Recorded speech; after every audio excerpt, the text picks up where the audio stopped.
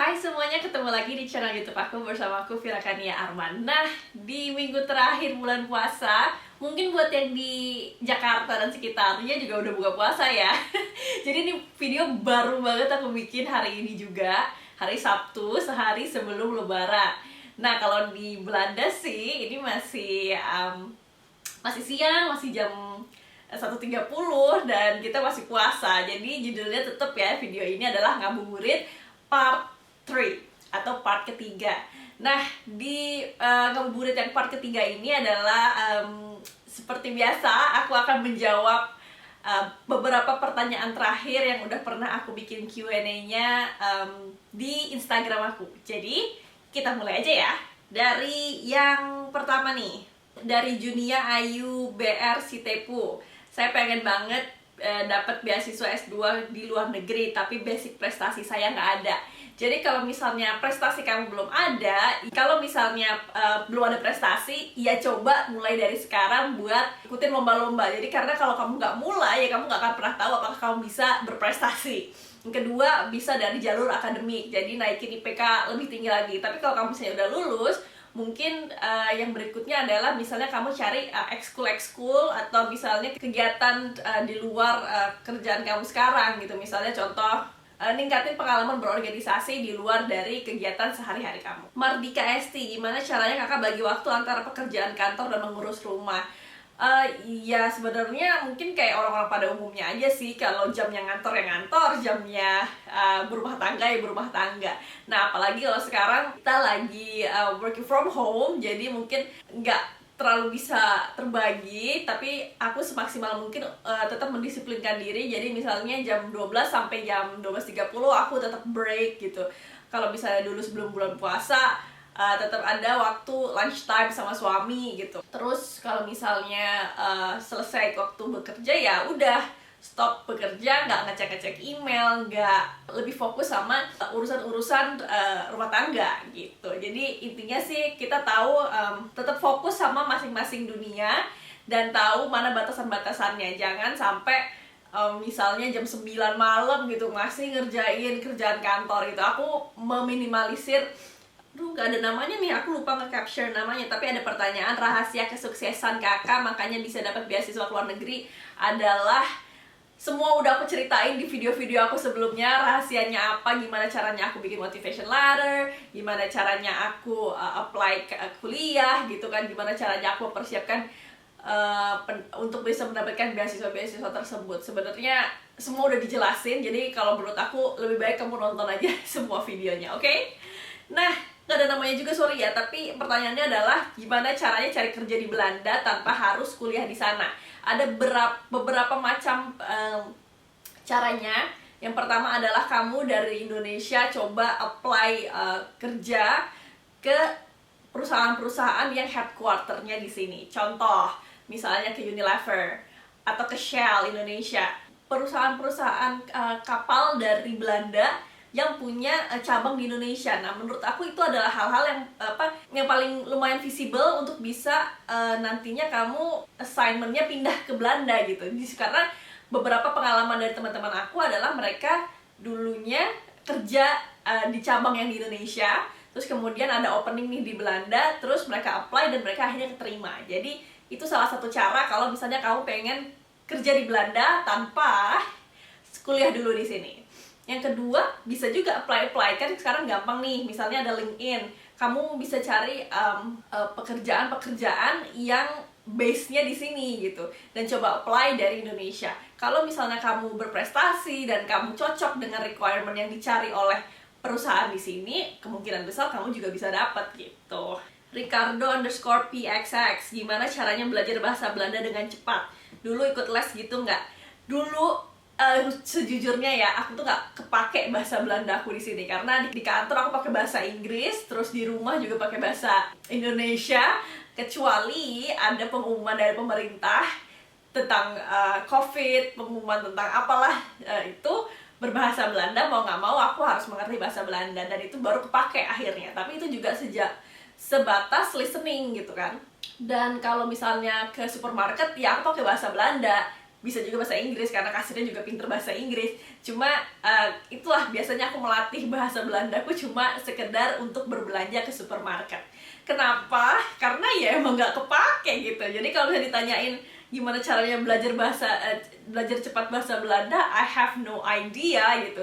Tapi kalau jujur aja aku dulu sempat les yang kelas gitu, bentuknya mungkin seminggu cuma sekali. Terus aku juga sempat dilesin sama kantor, itu private tiap minggu juga.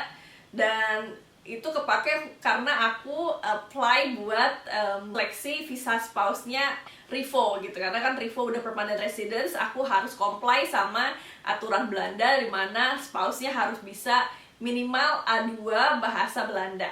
Dan cuma sampai situ aja. Jadi lulus Inburgering examen, abis itu udah selesai. Dari Evikan 304, tips biar bisa ngomong bahasa Inggris lancar. Aku dulu dari kelas 3 SD aku les sampai SMP kelas 2.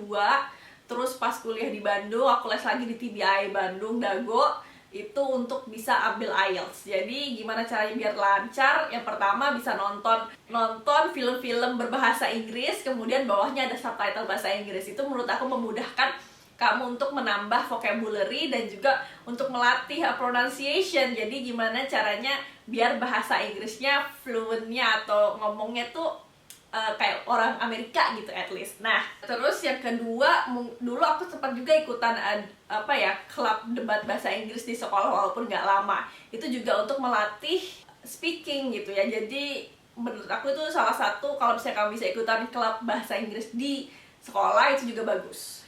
Nah, ada pertanyaan banyak banget ini dari Adinada, macem-macem pertanyaannya. Ada yang mungkin salah satu aja yang aku ambil ya nih ya, hal yang perlu diperhatikan ketika apply beasiswa. Semuanya udah aku jelasin di masing-masing beasiswa, karena beasiswa LPDP sama Stuna contohnya itu beda-beda gitu. Tapi yang paling penting kamu harus perhatikan adalah sebenarnya lebih ke visi misi dari pemberi beasiswa tersebut. Gimana kamu bisa merepresentasikan diri kamu untuk sebagai seseorang yang cocok untuk dapat bisa menerima beasiswa tersebut gitu. Jadi baca lagi visi misinya, motivation letter kamu itu mencerminkan apa yang mereka cari gitu. Oke? Itu hal yang paling perlu diperhatikan dalam apply beasiswa. Ada Rian Ardini, gimana sistem perkuliahan di Belanda? Apakah UK atau US? I have no idea because aku nggak pernah kuliah di UK atau US. Mungkin ada baiknya kamu tanya ke orang yang pernah bisa kuliah di dua negara tersebut gitu, di UK, di US, dan di Belanda. Andi Abdul Halim, ini adik kelas aku waktu di SMA. Pertanyaannya berat banget. Menurut Kafira, bagaimana perkembangan ekonomi Indonesia dibandingkan Eropa? In general, kalau aku ngelihat sebenarnya perkembangan ekonomi di Indonesia itu jauh lebih lebih growing dibandingin di Eropa. Kalau aku sih ngeliatnya gitu, tapi aku nggak bisa menjelaskan jauh lebih dalam karena aku ngomong harus based on data dong ya. Dan aku udah lama banget nggak berkutat dengan ekonomi makro, karena kebetulan aku kerjanya sekarang di mikro gitu ya, di bank, di private bank gitu. Jadi nggak terlalu bisa menjelaskan, oke? Ada pertanyaan tentang gimana sekolah S1 di Belanda dan cara mendapatkan pekerjaan di Belanda setelah menetap di sini.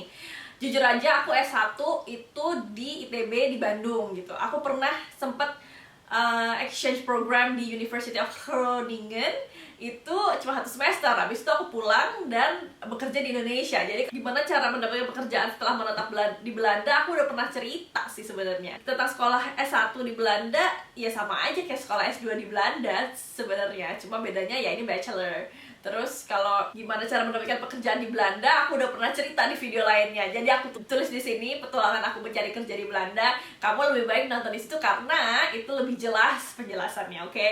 Dari temen aku banget, namanya Randi. Randi nanya nih, ceritain dong tentang biggest turning point Kafira hingga bisa sekeren sekarang. Sebenarnya aku juga nggak keren-keren gimana ya. Turning point aku sebenarnya dari dulu. Dari SMP mungkin aku sebenarnya anak yang ordinary aja. Kemudian menginjak SMA aku udah mulai ambil nih. Aku merantau nih ke salah satu SMA boarding school di Bogor. Kemudian mulailah timbul keinginan untuk berprestasi gitu.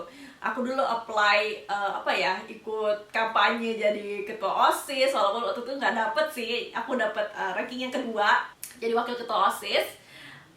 Terus waktu itu sempat kepilih jadi salah satu siswa yang bisa exchange gitu ke salah satu sister school kita di Jepang. Jadi waktu itu dari situ mulai wah seru banget nih aku melihat dunia lain selain di Indonesia gitu kan, gimana SMA di luar negeri. Terus mulai tertarik untuk bisa ke luar negeri. Abis itu kemudian aku masuk ke ITB. Terus di situ aku pernah pacaran nih. Turning point aku sebenarnya pas pacaran. Aku pernah mendapatkan seorang pacar yang sangat toksik gitu, yang tidak suka kalau aku berprestasi. Kemudian singkat cerita aku putus, dan dari situ aku ingin membuktikan ke dia waktu itu awalnya bahwa aku bisa berprestasi tanpa lo gitu. Dan itu kenapa akhirnya makin membuat aku semakin ingin berprestasi dan pengen lebih terus dan lebih terus dan lebih terus.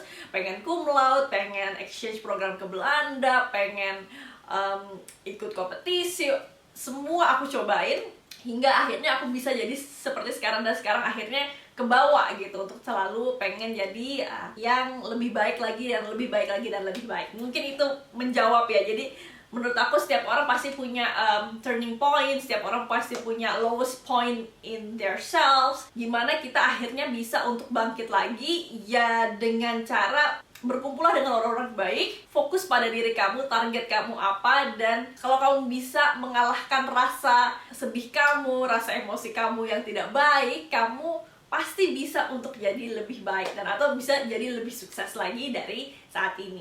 Jadi itu aja pertanyaan-pertanyaan yang bisa aku jawab. Terima kasih sekali lagi yang udah ngirim pertanyaan. Semoga bisa menjawab penasaran kamu. Dan kalau misalnya kamu punya pertanyaan lain, bisa tulis komen di bawah. Lebih gampang aku cepet dan jawabnya kalau kamu tulis langsung di komen di bawah. Kalau kamu nggak enak nih mau nulis di bawah, kamu juga bisa kirim email, aku nanti tulis di bawah sini, firakanyarman@gmail.com. Terima kasih, semoga memberikan inspirasi dan sampai ketemu di video selanjutnya. Dadah!